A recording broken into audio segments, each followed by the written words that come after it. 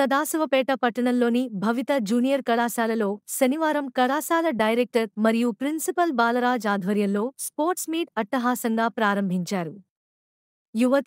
యువకులకు వేరువేరుగా పోటీలు నిర్వహించారు. Cricket, volleyball, shuttle, throwball, tennikoit, చదరంగం, క్యారమ్స్ వంటి మొదలగు ఆటలు నిర్వహించారు. ఈ స్పోర్ట్స్ మీట్ 3 రోజుల పాటు జరగనున్నట్లు కళాశాల ప్రిన్సిపాల్ బాలరాజ్ తెలిపారు. విద్యార్థులు క్రీడా పోటీల్లో ఉత్సాహంగా పాల్గొంటున్నారని, క్రీడల వలన మానసిక, శారీరక ఆరోగ్యం లభిస్తుందని తెలియజేశారు. ఈ కార్యక్రమంలో కళాశాల డైరెక్టర్లు మధుకర్ రెడ్డి, రాజు, ఉపాధ్యాయ బృందం, విద్యార్థులు పాల్గొన్నారు.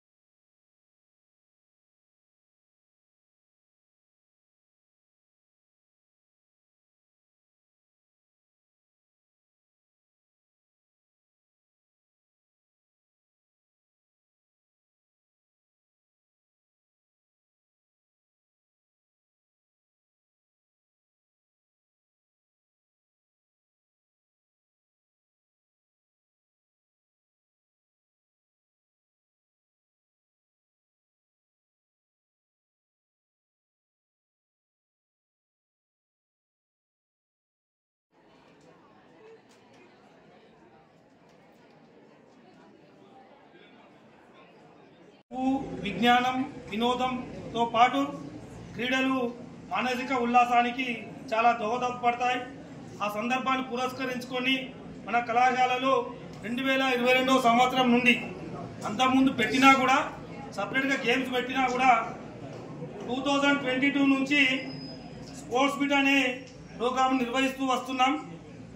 ఈ సంవత్సరం కూడా అదే పద్ధతిలో మీ అందరిలో ఉన్న నైపుణ్యాన్ని బయటికి తీయాలి. అదేవిధంగా మన జనవరి, ఫిబ్రవరిలో ఈనాడు వాళ్ళకు సంబంధించి కావచ్చు, లేకపోతే డిస్ట్రిక్ట్స్ కాలేజ్ ఫెడరేషన్కి సంబంధించి కావచ్చు, మనకు ఆల్రెడీ వాళ్ళు పీటీ వాళ్ళు అదే మన డిఎంఏ గారు నోటీస్ పంపించారు.